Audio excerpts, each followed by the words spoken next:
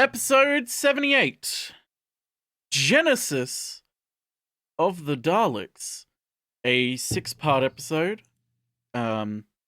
Technically one of the last episode filmed in Series 12, but of course production order is different to airing order. Mm-hmm. Continues the plot, sort of continued plot that we've had of our heroes trying to get back to the Nerva Beacon from Earth through Transmat. The show has plot. Quite a lot of plot. This one especially so. A lot happens with this episode, and a lot happens because of this episode. I don't think I saw any. Speaking of this episode, what happens in this episode, dear? Nazis. Yes. Yeah. Mm-hmm. You gonna explain? No. Okay. Well, I will then. Mm-hmm. So we open up with our TARDIS team not being there. We open up instead in what appears to be a World War I or even World War II-esque trench, sort of a mixed bag. There's fog everywhere. There's soldiers running around with gas masks and what appear to be rifles of some sort, shooting and killing each other.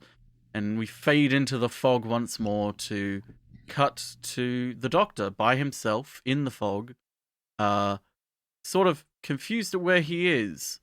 And suddenly upon him is another Time Lord who informs him that, hey, don't worry, we're taking you off course for a little bit. We need you to do some jobs for us. Why don't you just do the podcast? You're so much better at this and care so much more than I do. Give me the book. I'll read the facts in between all the fucking pieces. Okay, here's the thing. In the book, I don't actually. There are only some times where I legitimately will just read out what it says. Most of the time, when it says something, I'm like, huh, okay. And then while we're watching the episode, I look into it more to figure out like the actual context of a lot of it. This one especially, there's a lot to talk about. But yes, continue from there, dear. What does the Doctor say about being? But you were doing so good. Conscripted. Oh. He was like, whatever you want me to do, I won't do it. And then they say the secret magic word, so I guess we're doing it. The word's Dalek, by the way. He wants Tim to travel back in time and make the Daleks less aggressive when they were first made. But also, we already put you on the planet that you need to be, so haha, have a time ring, bye. Also, Sarah and Harry are also here. Then they get bombed, and they also find some dead bodies. There's centuries between the two weapons in this fight, and there's apparently a lot of time between all the stuff he has, so maybe the war's been going on forever, and they're running out of supplies. Too bad we walked straight into a minefield, actually. Whoops, I stepped on a landmine, but it's actually no big deal. Cut to something watching them before they walk up to see a big old dome city. Oops, there's different dudes over here. It might actually have been a really long moor. Oh, look, a door. Long. But instead, let's follow this trench instead. But then they get gassed and also attacked. And then the door opens and people come to help. And they take the Doctor and Harry inside and go, wait, maybe these are robots. Let's transport them to our base in this minecart thing. And now they're prisoners and they're going to be shot. Empty your pockets, and we have a whole conversation about various things in genocide. And then, oops. Activate the powered rails. I smacked your fingers. Now we have the gun in the upper hand. Wait, Khaled is an anagram for anal. And Nilbog is goblin spelled backwards. Oh, can you take us back to the wastelands, please? And they're like, no. But then Sarah wakes up and is looking around, runs off. At night, we learned that these things called mutos attack. So Sarah's probably dead. Too bad Heinrich Himmler shows up and tries to take the Doctor prisoner for a chat. And then they leave. Mm-hmm. And then they walk away and shoot at them both. And thus a chase. And, oh, good, we're the door! And then the Doctor and Harry run away faster. Too bad they get caught again. While Sarah wanders around. Doctor is brought into the Nazi room and is asked what a device is. He learns about Davros, someone who is extremely smart and perfect in every way. Mutos were made by mutating people from the previous war, and they were cast out for not being pure blood. Do you fucking see where this is going yet? They're going to be taken by Himmler, and Sarah gets chased by men in big coats. Sarah finds a dead mummified body, but actually it's Davros, and he's controlling a Dalek! And he's like, it's time to begin. And that's it. Do you get it? Now time to begin. Do you get it? Well, here's the thing, dear. A lot of people, kind of needed to be reminded. Really? That's sad. Let's have a fun story about Britain. So, fascism. You know that, dear? Yeah. Good. Nazis. You know them. Mm-hmm. So, there was a sort of thing going on in the 70s in Britain where depictions of fascism, and more specifically Nazis in general, was more taken in the generally tended to be humorous in nature, or your standard sort of American propaganda, like war films, that sort of thing. But even then, it's that sort of thing of like, war was always shown, but things like Nazi atrocities weren't shown. It's a sort of problem of people were always told Nazis are bad, and people who had grown up being children in the war, or children born just after the war, had grown up not living through these Nazi atrocities, or really living through the experience of them happening in their world. So, due to that, and a myriad of other reasons that I'm not going to get into, because it would take way too long to explain, fascism was rising rather fast in the UK. And so major depictions of Nazis weren't sort of the brutality and true horror of Nazis had kind of been taken away. Instead, it was like either they were just generic evil or bad guys, or they were comedic depictions, sort of, trying to remove their power through humor, which can be useful, but it also leads to a kind of a paradox to where people, when they see signs of fascism, don't really take it seriously because it's got an association in their mind of, they can't do anything. Nazis were in the past, like, when no one's that stupid, we're not falling back to it. So one could argue that Britain has had a long history with fascism, just like America has, because it wasn't really fascism until around that era, but the sort of main tenets of fascism tend to have their roots in British and Americans, sort of, as a result, culture. So the Nazis were kind of not coming back, but yeah, fascism was rising once more in the UK. And this story was kind of written between Terry Nation and Robert Holmes. It was mainly, it's kind of disputed how much Robert Holmes, the script editor, wrote on this, because what tended to happen, because they changed the production schedules and everything, Terry Nation would basically submit a script and they would just say, do it better, do a better version, we want this, or whatever, we'll take it, go with it.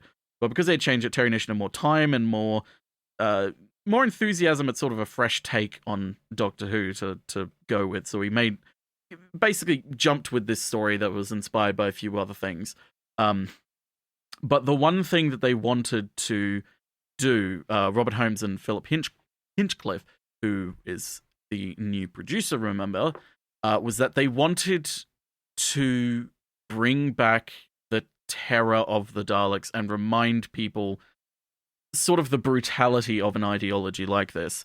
And before now, it has always been kind of assumed that the Daleks were sort of based in Nazi ideology, sort of as an inspiration. But this episode firmly confirms that and makes it less subtle in a kind of an attempt to ram it through people's heads about not just Nazis bad, but why they're bad. Because it's important to not just say that something is bad, it's important to say why it's bad. Because otherwise you run into a problem where a lot of people grow up just hearing that something is bad, and then they start to question, well, why am I being told this? Like, what is the quote-unquote true story? Which, a lot of people then become very vulnerable and fall into a state where they are like easily manipulated into groups and situations to which, under any normal circumstances, they wouldn't become or be part of, and become something that, if they take a step back, they would definitely not agree with. So Philip Hinchcliffe especially wanted to bring back the terror to the Daleks in this episode through filming it specifically. And he accomplishes that by mainly trying to not film them through a wide-angle lens as much as possible, and trying to film them from below to sort of have that overhanging presence, which has... whether... I can't find any evidence for it, but whether he understands where those filming techniques were kind of popularized and sort of have their prominence, which is Leni Riefenstahl's work, who was a, to say the least, controversial fascist filmographer who filmed a lot of Nazi propaganda for the Nazis. That's where a lot of those techniques come from. More popularized to push agendas and such. So we have this story that is very on the nose about fascism itself and the consequences of fascism, especially because it's not just like past stories with Daleks, like, Death to the Daleks and everything, where it's like, hey, there are Daleks here, they're just killing everyone. Or like, hey, there are Daleks, but I can team up with them, it's gonna be fine. Oh god, they've betrayed me. This is a story about, well, the genesis of the Daleks and what that entails and what sort of person would create the Daleks and what situation would lead them to do it. And what leads someone to nearly do the mirror version of it. But that's the setup to this story, where it's come from, essentially. There's more to talk about, which I'm going to, but for now, what happens in part 2, dear? Sarah gets caught. They go into... Henry and the doctor go into a security scan without T, but they have to do it or they die. Tea. And then in the security scanner, Harry is fine, but the doctor is beeped because of the bracelet ring he was given. Now they take all his stuff, and they're sent for research, while the Mudo whatevers want to kill all the normies. And Sarah's like, and then some soldiers come up, and they're like, let's use Sarah and this Mudo, whatever. And while the doctor is Muyuto? Being researched for whatever reason. But wow, there's no life outside this planet. Wait, no, yeah, you are. You're from outside this planet. Oh, God. Too bad. The beeping starts, and Davros is here, and he's in the bottom of a Dalek-y thing to move around, and he's gonna give a demonstration of the Dalek, and the doctor's like, oh, God. And, like, tied to give it its penis, just so that it can think for itself. And it tries to kill Harry and the doctor, which then the researcher stops and is punished for. But they have until sunset to ask the doctor things and move on. The Thulls are using a rocket to try and win in one big explosion. Too bad the slaves who are used to fight back are exposed to some really bad shit and will die, who also includes Sarah. and she's being introduced to all the toxic Twitter threads now while the Doctor is kicked out of Starbucks. This is basically a think tank from long ago. He got thrown out of the Starbucks. You saw it happen. True. And they finally took over. The professor comes down to talk to them and goes, sorry, I can't do anything. Oh, by the way, how did you know what a Dalek is? So now there's no way to reverse the mutations. Davros made an ultimate creature. Please look in this window and be very scared of it. Sarah wants to plan a revolt, but what's the plan? And the Thal here just want to fuck us up. But what if we get to the nose of the rocket, then down, and it'll be good on the scaffolding? And he's like, okay. The professor wants the Doctor and them to get out of there into a ventilation system that leads them to a cave full of other experiments. Down in the cave, the iguanas are active, and up by the rocket, Sarah and the escapees are climbing. But the escaping people alarm goes off, and some of them get shot. But then Sarah also falls to her death. So that's it. Yeah. In a freeze frame, which is the first of the series, not the last, director David Maloney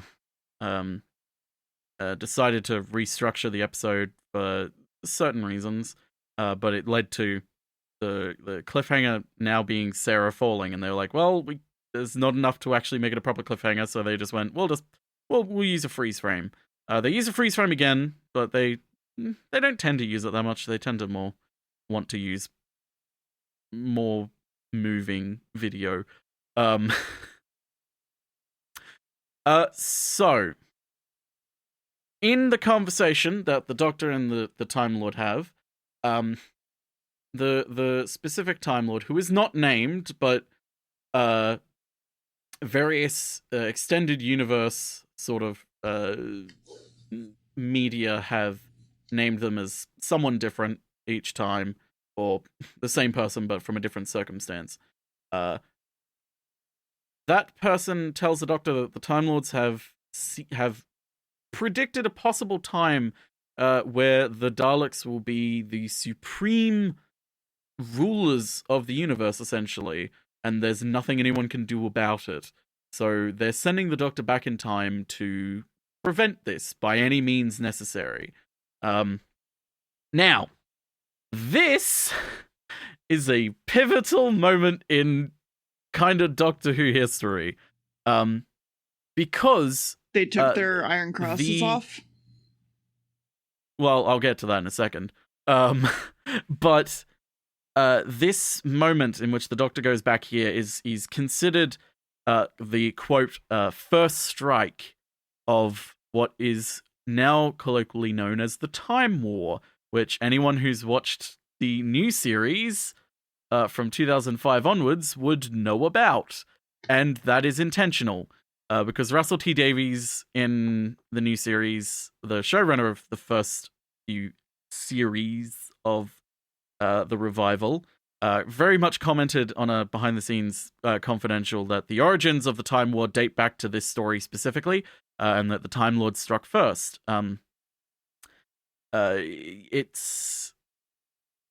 It's also a very pivotal piece in other fiction as well, and to deal with the fact that the Daleks and the Doctor have a intertwined history, and the Doctor going back and averting or diverting their evolution or creation is in some way what creates the Daleks in a sense, and because of it they're kind of intertwined, which leads to the Time War, which spoilers is not good for the universe or the Time Lords. It's pretty good for the Daleks. They like war, but yes, it's a kind of a pivotal moment that comes back to in a lot of different episodes. Especially from here on out. All Dalek episodes from here on out kind of follow an arc of sorts. I won't spoil what the arc is, but it's an arc about the Daleks themselves, and sort of goes in a bit more deeper about the sort of how does an ideology of fascism continue? Because, fascism is a very powerful short-term sort of ideology to gain power, but how do you sustain power in a fascist dictatorship?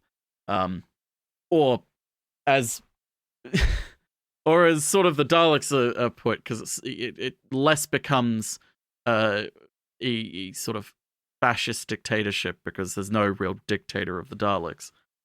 Although that is a good episode title, and they probably have used it somewhere. But they come more concerned with that, which is why Dalek episodes are still kind of interesting, because they don't divorce themselves from the kind of roots of the Daleks. They don't just become a monster that shows up. There's always sort of a reason and a rhyme to it. But yeah, this is the Doctor shooting the first shot in a war that he never wanted to take part in. He's kind of forced to. But, okay, so, Nyder, who is Davros's right-hand man, and is also admittedly by Terry Nation, based Nyder off Heinrich Himmler. That wasn't just a joke that Dear made. He very much is a parallel of Himmler in both appearance and in character. He's cold-hearted, he's ruthless. I mean, I called him Goebbels at first, to be fair. Yeah, he to be fair, he does look a bit like Goebbels. There is no Goebbels in this one because that would have expanded. That would have kind of confused the story a little bit more. We'll get more into Davros in a bit because I want to talk a lot about Davros. But Nyder, he also wears an Iron Cross in earlier episodes and occasionally in later episodes. This was not by choice of the director or production assistant or anyone. It was by choice of the actor. And when people noticed he was wearing it, they were like, hey, no, don't wear that. For various reasons. He's not a Nazi. Let me put this clear. The actor himself was not a Nazi. I want to make that clear. He wasn't a fascist. He just was like, well, we wear this to like really drive the point home. But the problem is there's a difference between having characters like Davros and Nyder and the Daleks be parallels and allegories for the Nazis and literally depicting the Nazis. There is a massive difference between the two. First of all, to connect the two in universe is an incredibly weird thing to do. Makes no sense with a timeline, and also just is a weird thing to do in general. But also just in sort of creation of production, it is way too visceral, way too real, because there is always an element with the Daleks that it's like, this isn't real. It's portraying things that are essentially real and fictionalizing kind of events that were real or taking inspiration from real events, but they themselves are not real. There are people like them, but they are not real. Whereas, depicting Nazis defeats the point of it and kind of muddies the water quite a bit. So yeah, that's why his Iron Cross suddenly just disappears from between episode and episode, because someone on the set just noticed that he was wearing it. Was like, no, that's one step too far. That is, we want to invoke Nazism. We don't want to symbolize Nazism. Which, yeah, that's the thing with that. So, what happens in the next part, dear? Well, Sarah just fell to her death, right? So she's dead. Yeah. Sarah's dead. Okay, well, actually, she just landed on the tower below, and she's saved. She's okay. Only the two of them make it, and they have to jump across to the other side, but they actually got caught, and Sarah gets dangled off the rocket, and she's okay. But the Doctor has gotten into the caves. Henry gets his foot trapped in a clam. Wait, no, he's okay. So let's pull these literal iron bars apart to get through them. Oh, the professor is known by another scientist here and knows what the fuck is going on, and he's like, bro, like, I'm here to help. Everyone's a piece of shit. And the Doctor is now telling the counselors that he went to find about the Daleks. What he went and tells them all these things about how the Daleks are really evil from the future, and they're like, okay, we'll think about it. Well, time to fill the rocket with more toxic stuff while Sarah passes out. And Darren is being told about the secret meeting with the Doctor. Back at the Doctor, no one could agree with half the experiments, but we will check it out with the proper paperwork. It's fine. Oh, by the way, Sarah was last seen with the Thalls loading their rocket or whatever. Darren agrees to the investigation. Everyone is a little bit freaked out, but then someone later, then seconds later, Darren mentions that the Daleks will survive. Even the Khalid people will die, but they'll survive. Meanwhile, at this meeting, two of the people, just goes, I don't know, whatever. And then there's apparently Darren and his Himmler friend are meeting two other people from the other community. And they're like, your rockets are weak, bro. Here, have this information about how to make our dome explode. It'll give us peace. And they're like, okay. Doctor and Harry are also here, and they're looking to rescue Sarah. But the Doctor shows up, and Sarah's like, Jesus, save us, please. And the Doctor's like, okay. I'm going to stay behind with the rocket, though. But oops, the rocket man hits a button that electrocutes the Doctor. Yeah.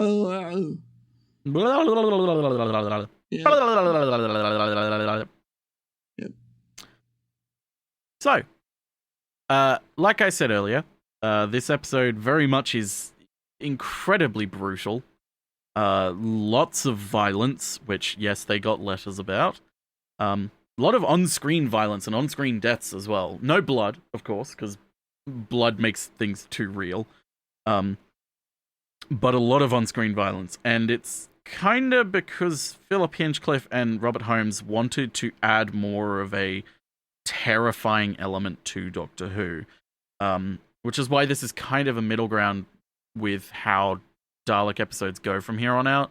Of that sort of old style Doctor Who, and the sort of more the old style of Doctor Who, which is like, you know, man has evil plan, moo ha ha ha ha. I'm going to enact plan. Oh no, the Doctor's here to save the day. And sort of the new style that they were going for, which was a more wanting to depict the sort of brutality of life, sort of a dog-eat-dog world style thing. You know, the having, like, the Wirren exist. Like, the Wirren weren't just evil. Like, they were just trying to survive. Like, yeah, they were kind of evil in the way they came about it, and then, they in the end, they make them evil. But the sort of concept of the Wirrens and the concept of the episode and the way the episode starts is like, yeah, this is kind of, like, I mean, you can't really fault the Wirren. They're just trying to survive. In the end, they do go about it in the most aggressive and brutal way, but, you know, it's still for children at the end. Yeah, this is also the first time that eugenics actually becomes a major part of the Dalek mythos. Before now, every Dalek episode has kind of just sort of said that the Daleks evolved and mutated over time into this sort of mutation, which scrubs the surface, but it's very much brought up in this episode and subsequent episodes that the Daleks are genetically altered. Like Davros says, he's removed all sort of impurities, as he would say, sort of positive emotions, sort of flagrant things that don't matter, in the pursuit of a core tenet of survival and domination. Which, you know, eugenics being kind of a major part of fascist ideology and sort of the concept of purity in species form, or the more reality one, which was racial purity, which is a bullshit concept in and of itself. But yes, it's why the Daleks have. I'm essentially describing why the Daleks have been able to stay so relevant and fresh throughout the years. Obviously, not every story written about them is good or utilizes this or continues this. Like, sometimes it is just, hey, it's the Daleks are bad, like, let's have a story with Daleks or a twist on them. But this one especially is wanting to start it and evolve them in an ironic way to a more fully fledged monster. They wanted especially to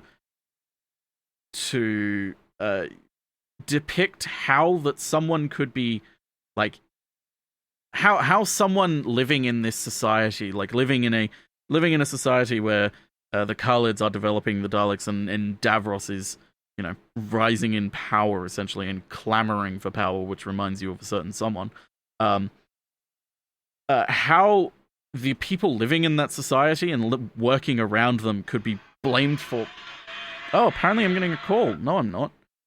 How they could be blamed for something which they were kind of unaware of. Like, throughout this episode, we discover that a lot of people, basically everyone, has no idea what Davros is doing. He is misleading everyone at every step of the way because he knows if he tries to enact his plans or tries to seize any sort of power, it wouldn't work because he knows that the obstacle to his goal is essentially the people. But it's the sort of thing of, in the future, people don't see it that way. They see it as the Khalids and the Daleks are all one. They are all this evil thing. Which is kind of a thing where you have a lot of faulty... There's an episode of Faulty Towers that actually deals with this very well called The Germans. It talks about this sort of problem.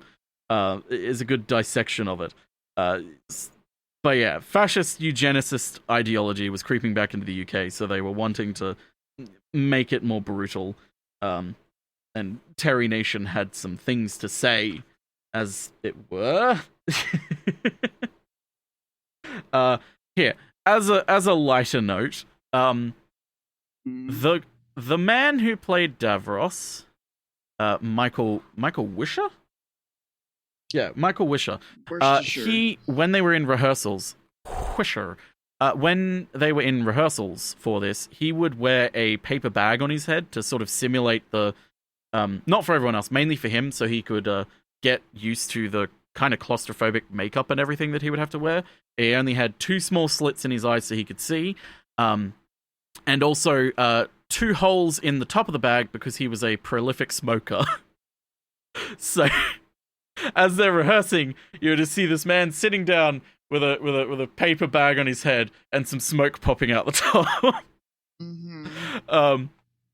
Also, he, in the sort of mechanism of Davros, he's wearing knee pads and a kilt because it's a very small mechanism in there. And it was very hard for him to move around, and it was just way more comfortable to just be wearing knee pads to kneel down and a kilt so that you wouldn't get caught by, you know, constant moving of legs and knees, etc.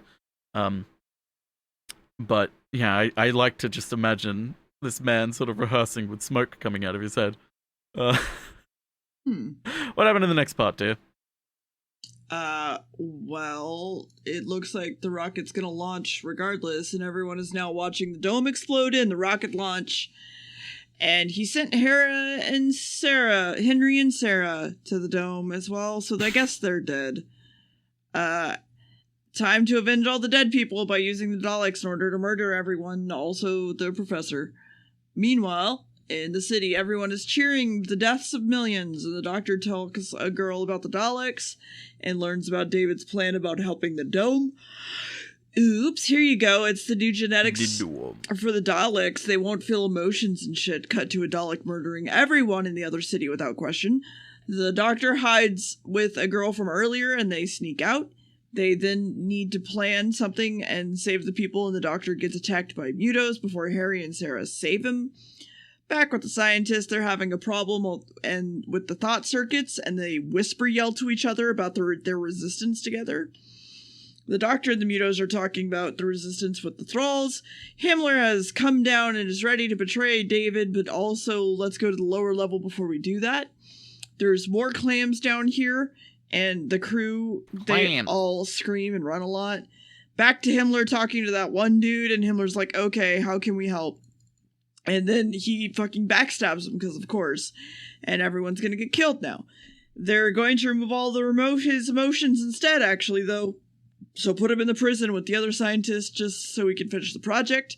Oops, then the doctor gets caught, and David has him strapped to a chair for torture, and he tells him all about these, like, tell me all about the Daleks in the future and how they fail so that I can fix it. And he doesn't tell David. Then cut to some troops in the other city in a trench with the others. And they're hanging out back at the doctor. If he lies, his friends are going to suffer a lot of pain. And if he does, millions are going to die. And then that's it. Yeah, millions are going to die. Well, arguably it's more like billions and trillions. But again, Terry Nation's not that good with numbers. Mm-hmm. If you remember previous episodes, he was like, the Daleks throughout the galaxy have like conquered like thousands of people, like the sort of like Frontier in Space, where the Daleks are there, where it's the Master and the Ogrons. That's sort of like, oh yes, the millions of people throughout the Earth Empire. It's like, if there's an empire of Earth in the quite distant future, like, it's not going to be millions of people, it's going to be billions of people. Like, come on, Terry Nation. $1 million. Well, in that case, you can get that. You can't get $1 billion. That apparently doesn't exist. So, talking about Michael Wisher in Davros costume again, he regularly, during like interviews and such, would go on to say that when he had the bag over his head in rehearsals, the cast and crew would forget that he was there and would just go off to lunch without him. Because he would kind of just look like a statue. Which also, when two children supposedly came to visit Tom Baker at the BBC studios, Michael Wisher was there in costume as well, and he scared the living daylights out of them because they thought he was a statue at first. And then he started moving and talking, and then that scared them further. But Davros himself kind of exists because Terry Nation A wanted to explore the creation of the Daleks, but also he wanted someone to be the, quote, sort of mouthpiece for the Daleks, because he thought that doing sort of the Daleks doing voiceover, sort of like speeches and such, was incredibly boring, which I completely agree with. Dalek, especially in the classic series, the new series, they do a better job of it.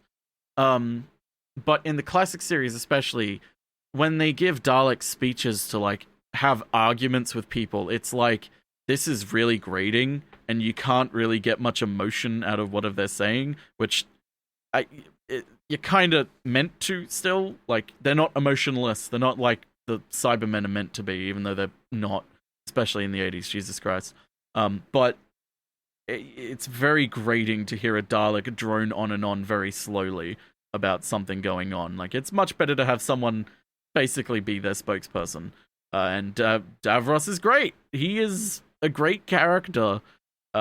He has a lot of extended media about him. So especially a series of 4 audio dramas that I believe are a direct prequel to this series. Basically up until the Doctor comes in, describing his rise to power. But yeah, this episode very, very much goes about the lengths that Davros will go to, and then the sort of true horror of the Daleks, in that he will hide the true nature of the Daleks from his own people, and then when facing a reality where his own people are discovering what he's doing with the Daleks and are wanting to stop him, he commits genocide on his own people, basically. And would those are the lengths that he will go to. Like, there's a lot of death in this episode, and it's like, if you're explaining the genesis of the Daleks, you kinda need to have this much sort of death and destruction to drive the point home. And it's all futile deaths too. It's sort of a death for no real purpose. Like, it's not for glory or anything. And even then, the glory isn't worth it. But another little thing.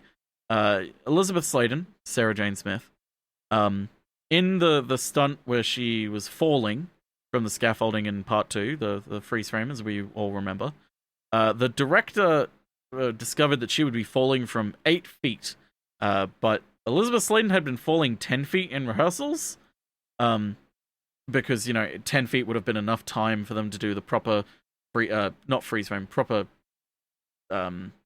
what's the word I'm looking for? Cliffhanger. That's the word I'm looking for. Thank you, brain, for eventually coming to the word. To have time to film for the thing.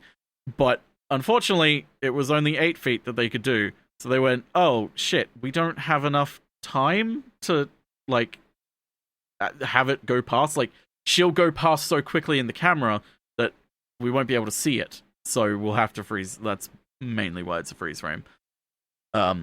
Another thing as well, when they're putting the gun inside the Dalek in part 2, when I've forgotten his name, he dies. It doesn't matter. They all die. He's fitting the gun in the Dalek. It actually took him a long time to do it, because it wasn't a simple nature of plug Dalek in and then put gun in and then let go. It was like he had to put his arm all the way in the slot, figure out where the thing was, plug it in, and then try and jimmy the gun in properly. So they bridged it with like a weird reaction shot of the Doctor looking sort of morbid and sort of terrified at what was going on, which I find kind of funny that they just sort of pieced it together. But what happens in the next episode, dear?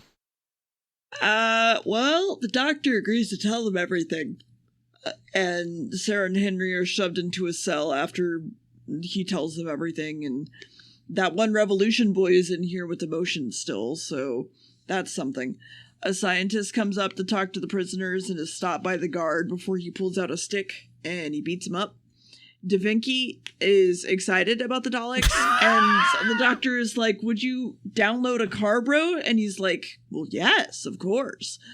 And the Doctor just then takes his arm and threatens him to turn off his life support.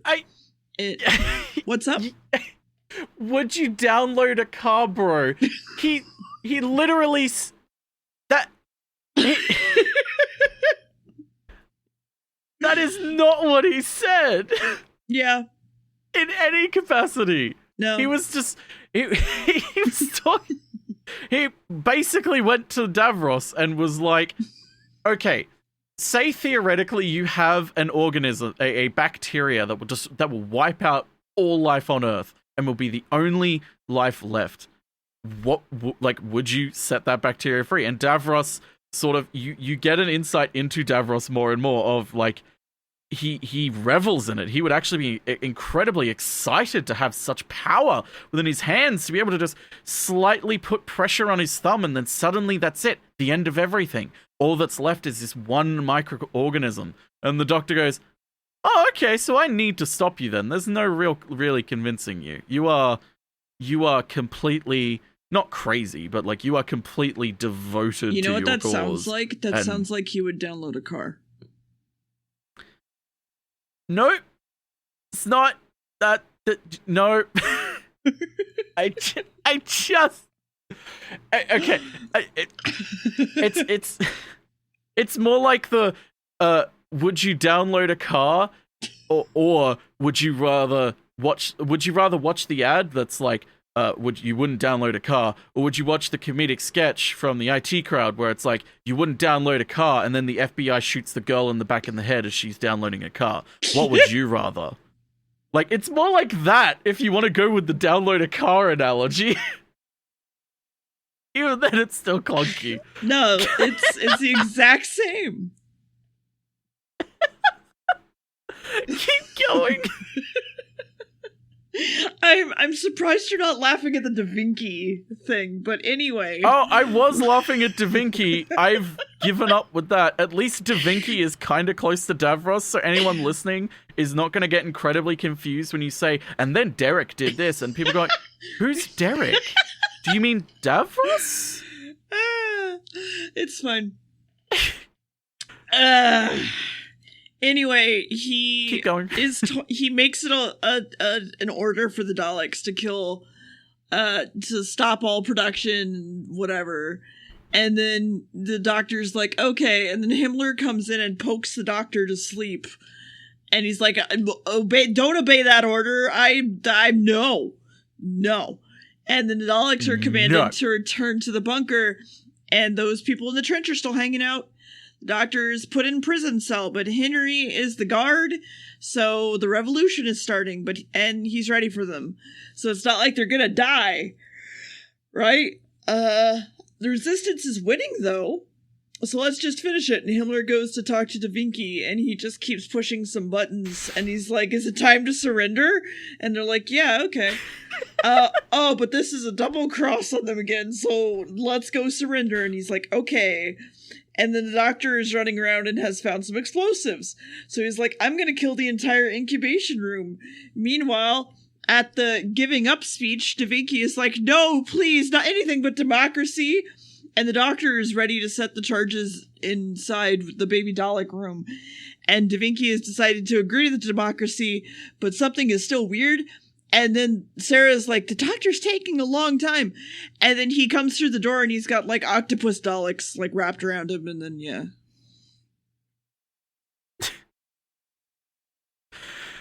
Oh boy. Fuck.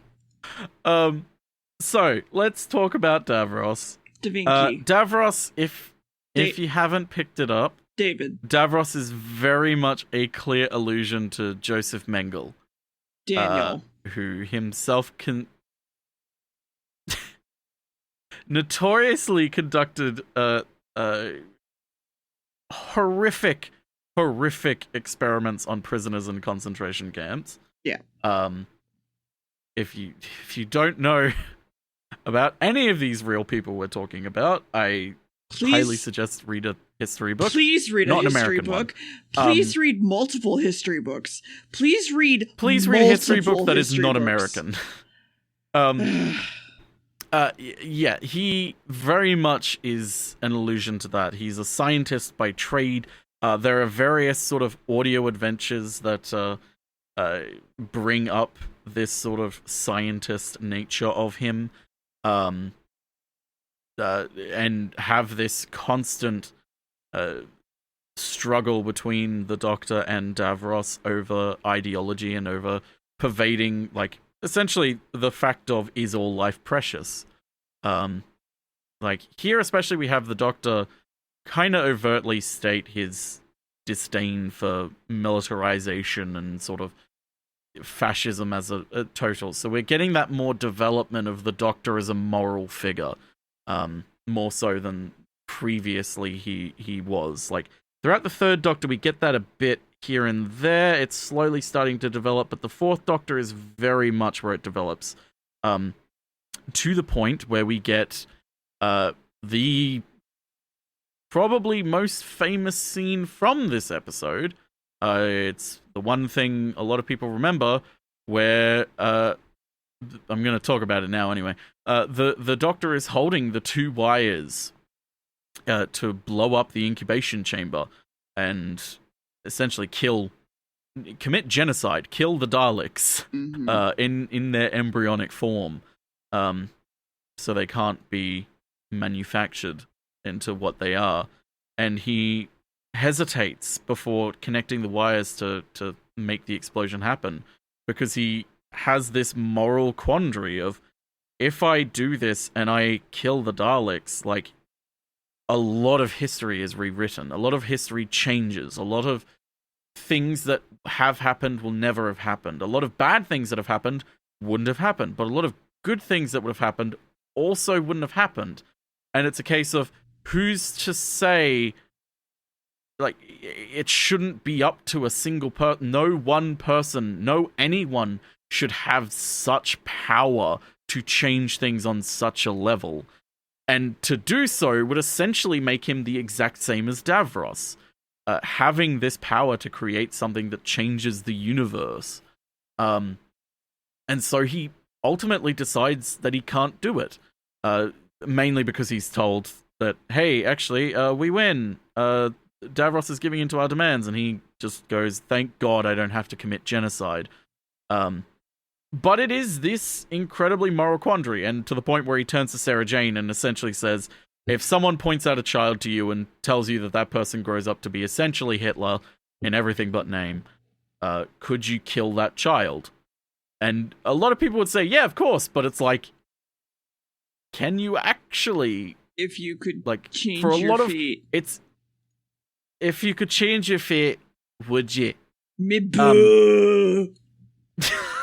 Fucking hell, that movie. I've watched Brave once, and I never want to watch it again. I love Brave. Get out of here. Anyway. So, it is a moral quandary of multitudes of depth of, like, it's very easy to say, yes, kill the Daleks. Of course, they kill so many people, and go from there.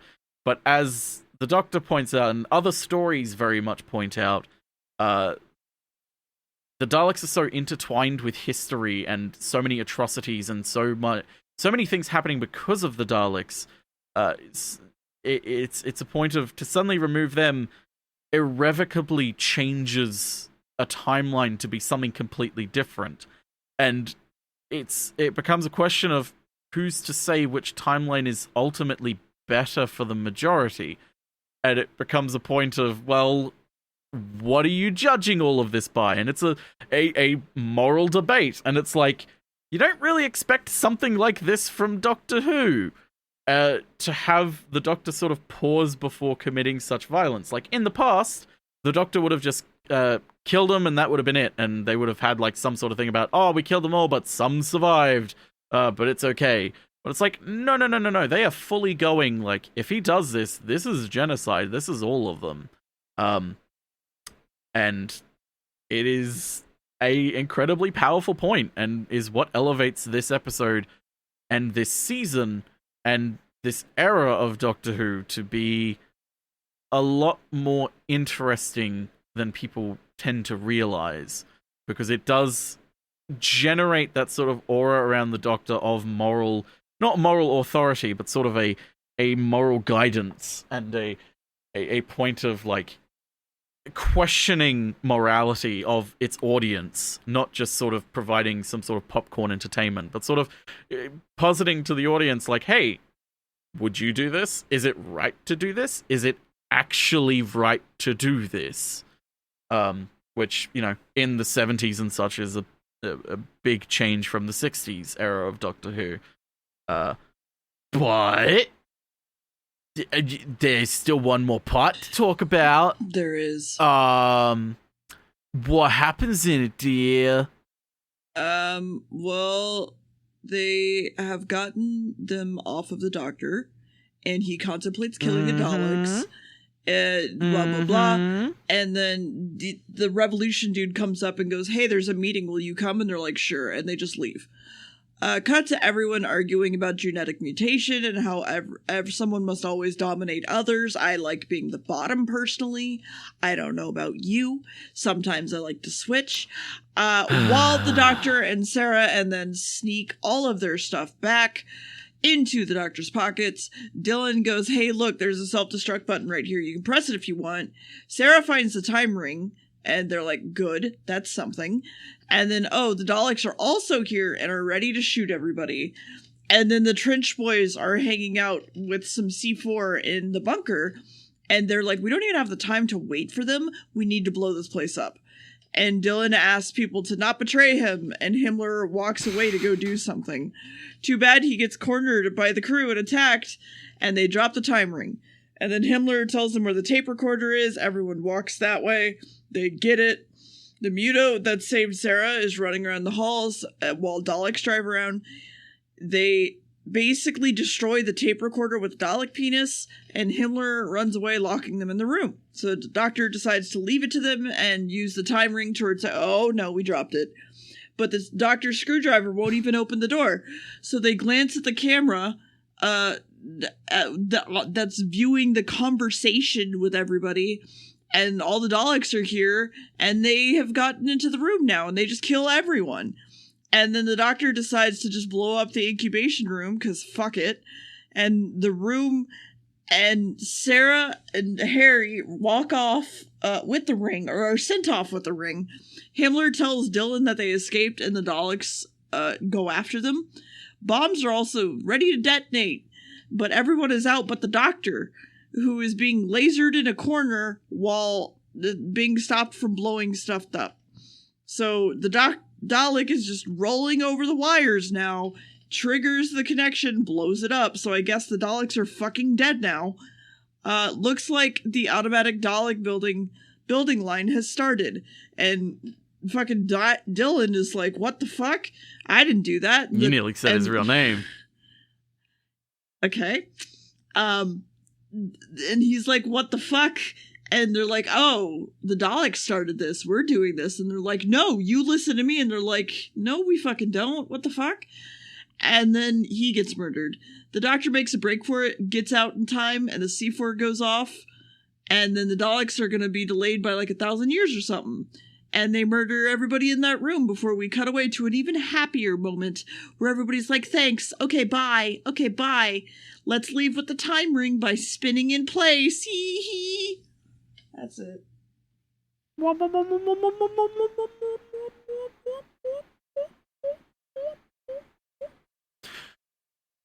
So, real quick, it can be kind of argued that the Doctor's mission was actually kind of successful here, because he does delay sort of the Daleks by 1,000 years or so, as he estimates, which, you know, isn't by much, but by the sort of cosmic scale of things, it does still change things enough to that where it alters the balance of power, and as a result is the first shot in the Time War to come. But that was the genesis of the Daleks. It was. Widely regarded by a lot of fans as one of, if not the best episode of the classic era. I would agree that it's one of the best. I wouldn't say it's the best. Good thing I'm not a fan. It's one of my favorites as a jumping off point to sort of talk about the connective tissue of Doctor Who and sort of the relative things that kind of result from this episode, like the Time War, like the sort of politics of Gallifrey, which it is its own audio series and everything, and novels about the sort of way the Time Lords are dealing with the Daleks and how that results in essentially the Time War, and Davros himself and the Doctor's relationship with Davros and everything to do with that, and sort of the evolution of Doctor Who from good guy defeats bad guy to good guy defeats bad guy and is kind of has a moral sort of lesson and questioning for those paying attention. I wouldn't recommend this as a first episode for someone to watch, because without any sort of knowledge of the Daleks, it kind of makes not much sense. You kind of just go, what the fuck are these things? But it's a very good story throughout, as you're watching it, essentially. Mm-hmm. And now for Dear. There were a lot of points that I was kind of bored, if I'm going to be honest. Mm-hmm.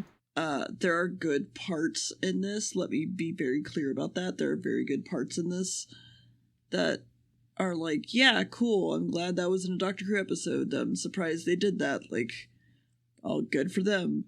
But, like, everything else on top of that put me at, like, a 4-ish. Mm-hmm. So, yeah.